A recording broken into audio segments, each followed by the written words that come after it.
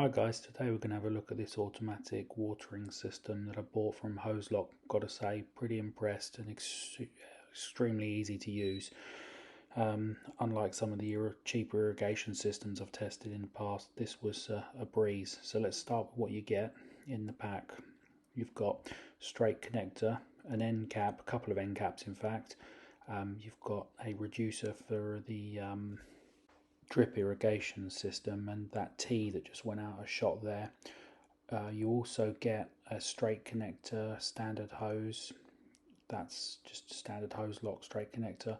And this little device basically has a filter in it. Probably only use that if I had water that had sediment in it. I'm just using tap water, so no problem at all for me, but worth looking at for you if you're using dirty water. Here's a look at the main part of the setup. It's the pegs and the sprinkler. Sorry, you can adjust what angle you want your sprinklers to go at, which becomes useful as you'll see as we set up. Not that I took advantage of it particularly, but the feature is there. What you're going to notice is you can see a thread on the sprinkler there, and the way this system works is really easy. You just basically push the yellow Hoselock button in there and then twist down your grey thread, and that punctures the hose pipe. It's really that simple. Here's a closer up so you can have a look at what's actually going on. If you look carefully, you can see the pin go through there. Don't worry if you get these in the wrong place, because they provide you with some clamps that'll fill that hole. There's a good few of them in the kit. It also means we can reuse the kit at the end of the season, change things around as we want. Here's a quick look at that. You can see close up, it's basically just a spike that fills the hole and then clamps around the pipe. So let's go and pop this outside and start setting up, shall we? Have a look at how it all goes together. First off the bat, I unravel the hose because it's pretty kinked up. You don't want that when you're trying to lay this all out flat. It'll pull around, and obviously these pegs aren't the deepest, so yeah, you want a nice flat pipe. It'll just make things easier going forward. Once I've got it laid out, I just get my first spike and sprinkler and get going. I lay a couple in the ground. I already know from previously using this kit that sort of about 80 centimeters apart and just under a meter apart is where I really want this. You'll see I try to really force this in the ground because want it to hold. I then spike it, and I'll move on to the next one.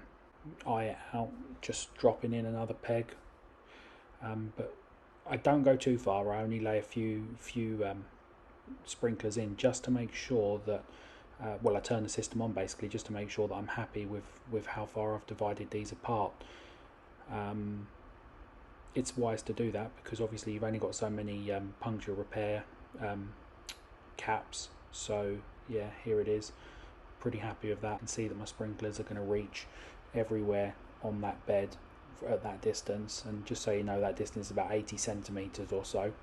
But bear in mind you've got like a variable on the sprinkler. You can turn the sprinkler up and down, so not the end of the world if it's not perfectly accurate.